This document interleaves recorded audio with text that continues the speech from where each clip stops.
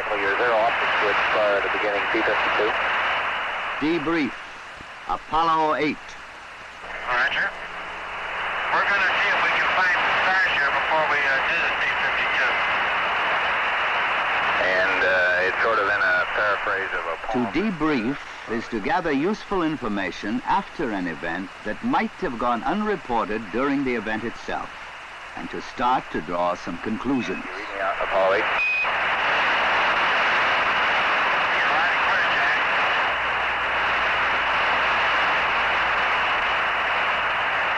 Okay, it was the night before Christmas and way out in space. The Apollo 8 crew had just won the moon.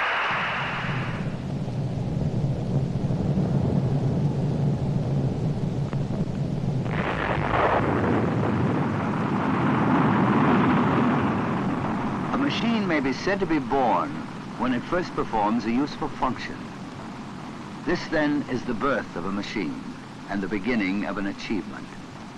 363 feet tall, weighing just under 6.25 million pounds.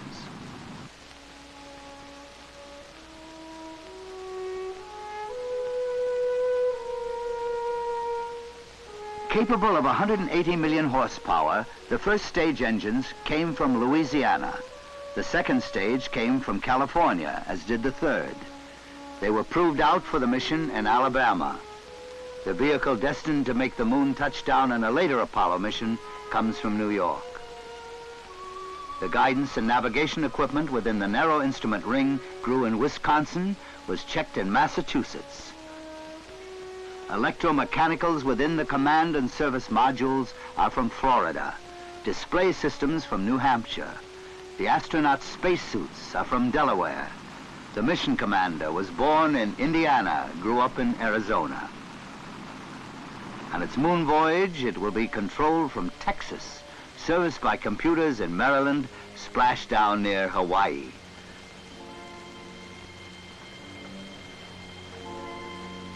The giant crawler on which it rides was made in Ohio.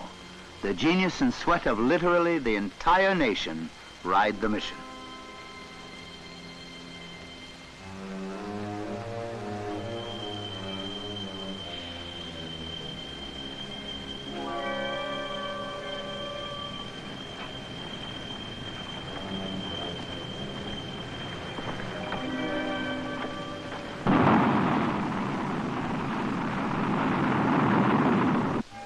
The dream of man, the long, impossible dream to reach out to the moon, is coming true. These men will lead the way. Colonel Frank Borman, Navy Captain Jim Lovell, Lieutenant Colonel Bill Anders. The successful conclusion, the happy ending, is history, but gaps remain. Importantly, part of the task of filling those gaps belongs to each individual. A self-debriefing to evaluate the larger significance of the event, which might have gone unnoticed in the excitement. For some, this re-evaluation has already begun. Dr. Norman Vincent Peale. The mission of Apollo 8, quite apart from its significant scientific meaning, stimulated an immense rejuvenation of the spirit of mankind. And that spirit needed rejuvenation. A year featured by 2 grim assassinations, by riots, by racial and social strife, and a baffling attempt to end the war left men with a dull sense of frustration. Then at the end of such a year came the Apollo 8, an incredible adventure, when 3 intrepid spirits circled the moon, fascinating the imagination of man. Their willingness to stake their lives on the enterprise, the infinite perfection of detail which worked precisely, and their deep spiritual understanding of the greater world in which God presides, communicated a new sense of man's greatness and gave the world a fresh sense of meaning. Dr. Norman Vincent Peale. Ptolemy suggested that the Earth might be round. Columbus gave a practical demonstration of the fact. If any lingering doubt remains, now man has seen with his own eyes. I have a beautiful view of the S4B and the Earth here on one. I'll try to get a picture for you. Okay. The S-4B is the third stage rocket engine. Droplets of its vented fuel scatter around it. The speed of the spacecraft, outward bound, brings us face to face with another acceleration, a new fact of life. Historian Arthur Schlesinger, Jr. The salient fact of our age is the fantastic speed up in the velocity of history. It was as recently as 1903 that the Wright brothers soared for a moment over the sand at Kitty Hawk. And today, 65 years later, within the same lifetime of many men, astronauts fly around the moon. And now the velocity of history is carrying us into a new phase in the human adventure. No one knows where this new phase will end, in what triumph or tragedy. But it is clear that the flight of Apollo 8 begins a new epoch in the history of man. Historian Arthur Schlesinger, Jr. Part of beginning an epoch, in the present instance, is keeping house for 6 days in a space about the size of the back seats of 3 station wagons packed for a family vacation. As you watch motion pictures taken on board, you will hear comments relayed to Houston on the same subject. Roger, thank you. Happiness is bacon squares for breakfast. If you don't eat them, I'll bring them back. We'll polish them off here. Okay, Houston, Apollo 8 here. I stand corrected. William had 1 bear's eat. He didn't tell me about it. He snuck it. Part of the astronaut's working gear is a helmet holding earphones and microphone in position. It's called a Snoopy hat.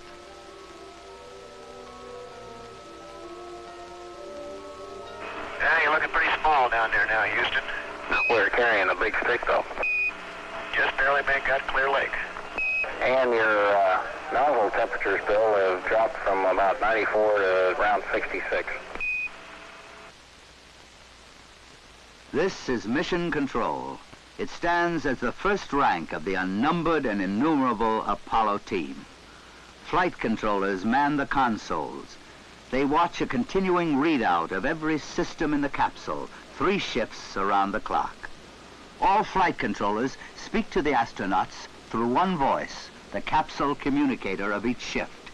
He is an astronaut himself, best suited to sense the needs, the stresses, the preoccupations, the environment of the men so far away. The line of communications is spread round the world. Land bases must be supplemented by ships carrying the special equipment needed to keep the channels open. Aircraft become flying transmitters and receivers.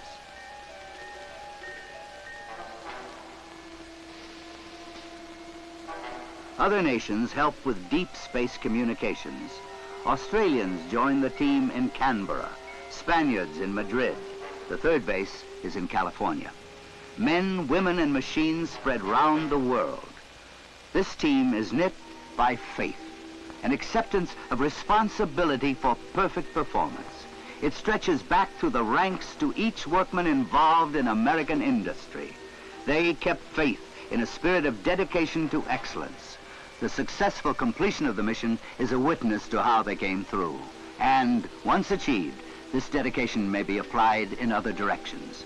Henry Ford made comment. The courageous voyage of the Apollo 8 astronauts has done more than extend our knowledge of the universe. It has enlarged the spirit of man. If we can successfully challenge the mysteries and dangers of outer space, surely we can move confidently now to achieve a better, more peaceful life for our fellow humans here and throughout the planet Earth. Mr. Henry Ford. Not all giant eyes and ears on Earth are turned toward the spacecraft. The sensing machines of the Space Particle Alert Network face the sun. From our life-giving sun streams a hail of infinitely small pieces of matter. On Earth, we are shielded from them by our cloak of atmosphere and our magnetosphere, the integument of Van Allen belts. The men and women of SPAN monitor sunspot and solar flare activity, looking for clues to an imminent rise in the stream of potentially hazardous space particles. The team grows wider, deeper, stronger.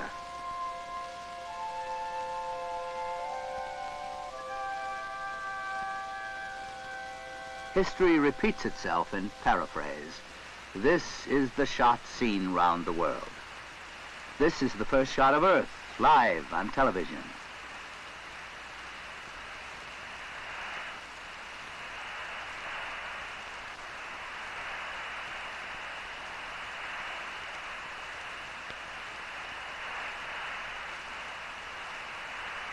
The mission was conducted in the plain sight of the entire world, literally.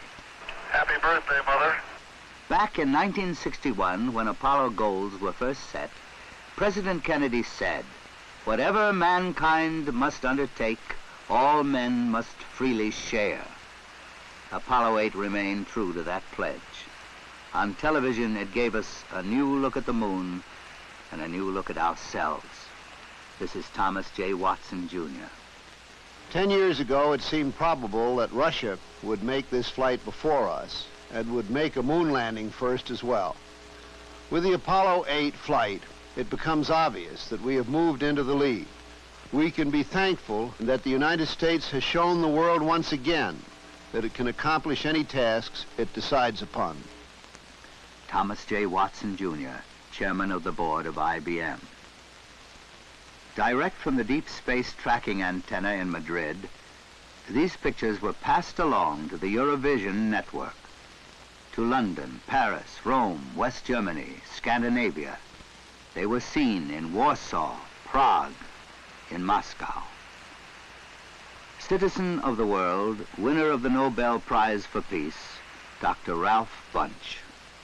Apollo 8 and those stout-hearted astronauts have given to mankind a new and limitless perspective in the universe, and to the Earth an added dimension of proximity and neighborliness in the solar system.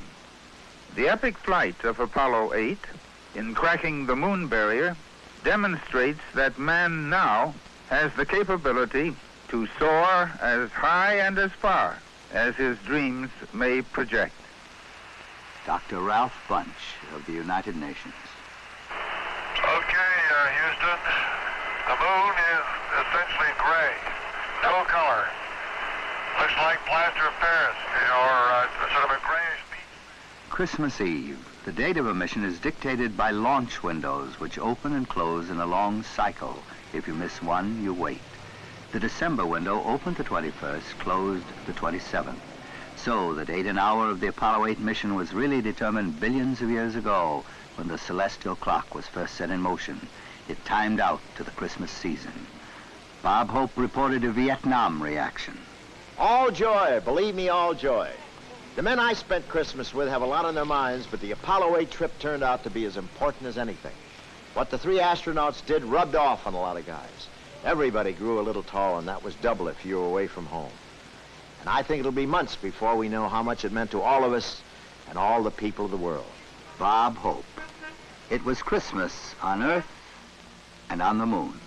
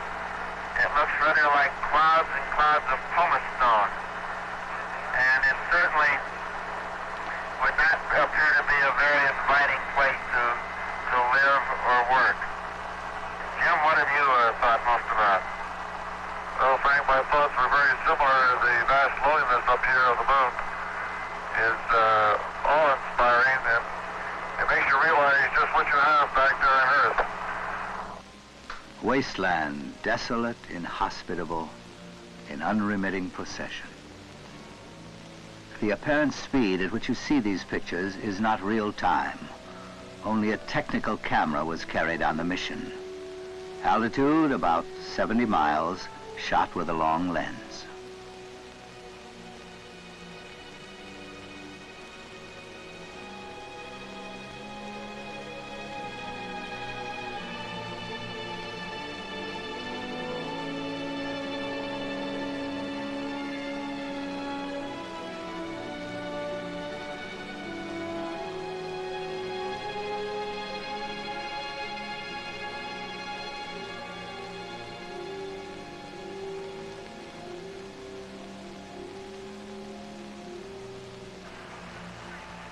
Frank, I think I can say without contradiction there's been a mighty long dry spell up here. I guess you can say anything you like without contradiction.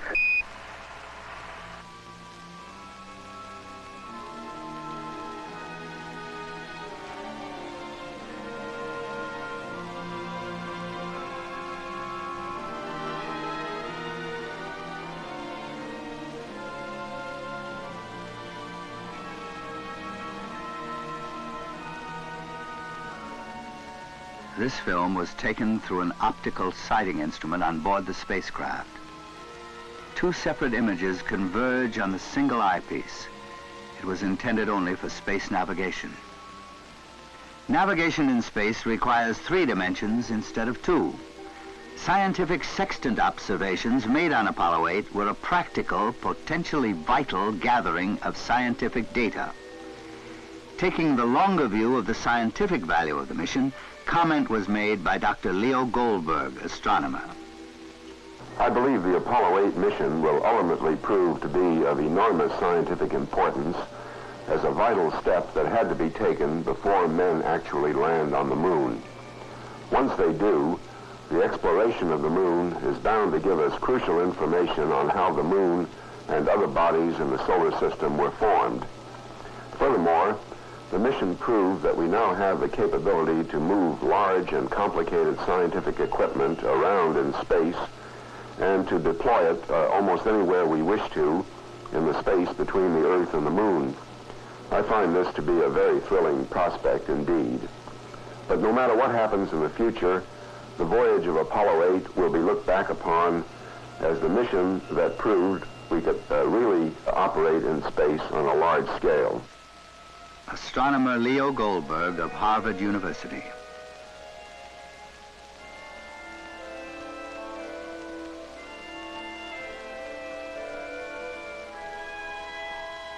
The condition of zero gravity, when you get accustomed to it, has some very practical applications.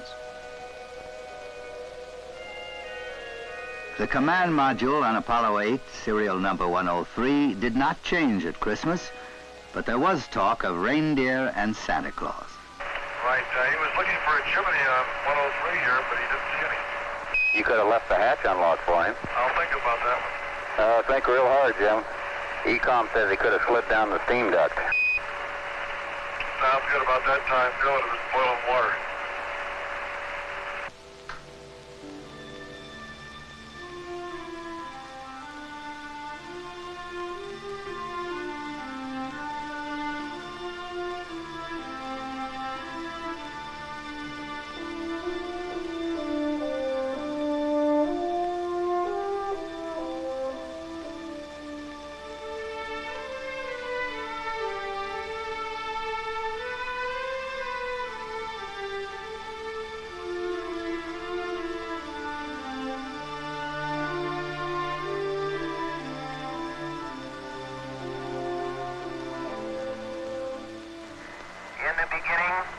God created the heaven and the earth.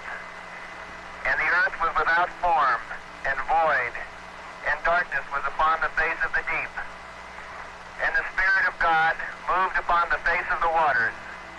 And God said, "Let there be light." And there was light. And God saw the light, that it was good. And God divided the light from the darkness.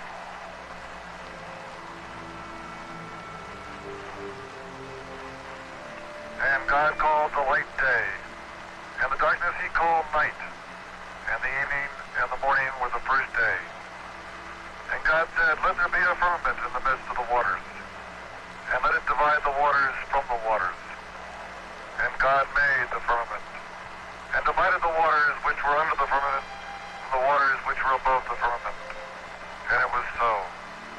And God called the firmament heaven, and the evening and the morning were the second day.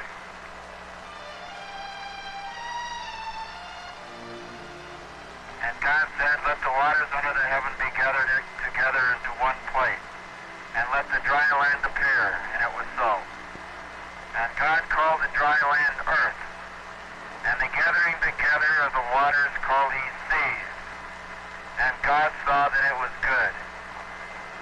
And from the crew of Apollo 8, we close with good night, good luck, a Merry Christmas, and God bless all of you on the good earth.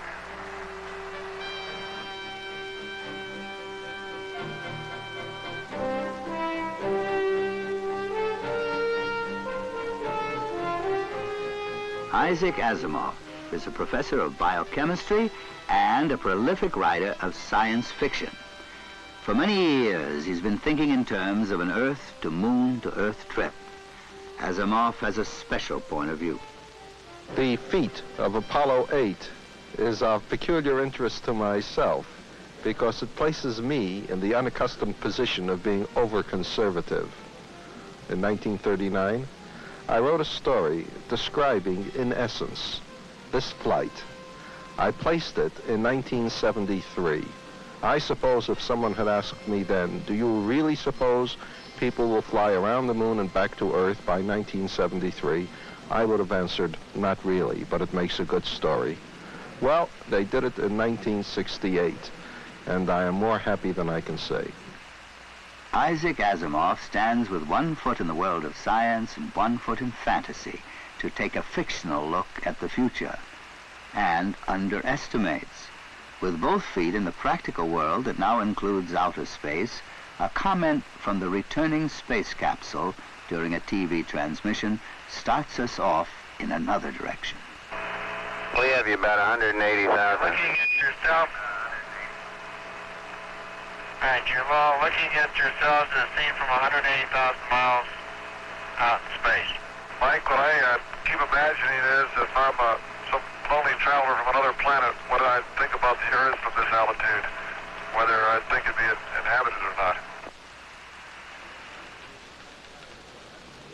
Friday, December the 27th. Re-entries, splashdown, acquisition, recovery. The last 15 minutes of the flight began at a speed of almost 25,000 miles an hour. Then, only 5 miles from the appointed rendezvous in the Pacific, it ended, speed 0. If a machine may be said to be born when it performs a useful function, perhaps it is said to die when that function is fulfilled. And having died, it will be enshrined next to its still young ancestors, the aircraft of Orville and Wilbur Wright, Lindbergh's Spirit of St. Louis. But this is not an end, far from it. It is part of a much longer plan.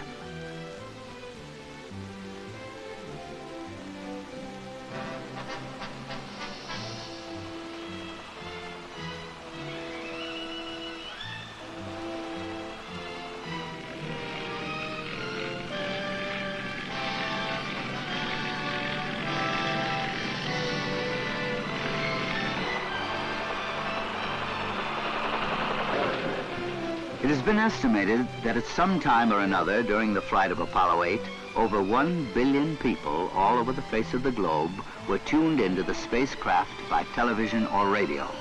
The experience was most widely shared.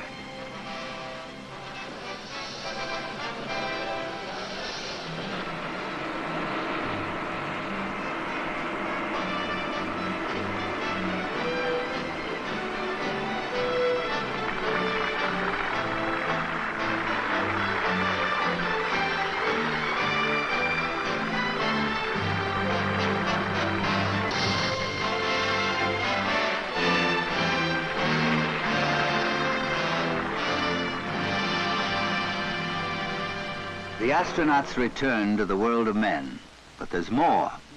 A week to the day after the Apollo 8 splashdown, another Apollo spacecraft had taken up its position on Pad 39 at Cape Kennedy.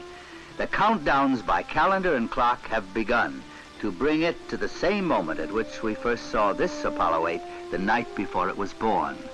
As launch windows open and close, the next missions move forward. 2 test flights of the lunar landing vehicle, and then the proposed landing on the moon.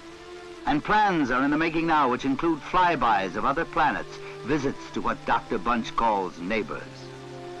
Eric Hoffer is a writer, until recently a working longshoreman, whose deep insights into the nature of man have stirred the thinking of many. Let me quote Eric Hoffer's words. I always felt that man is a stranger on this planet, a total stranger.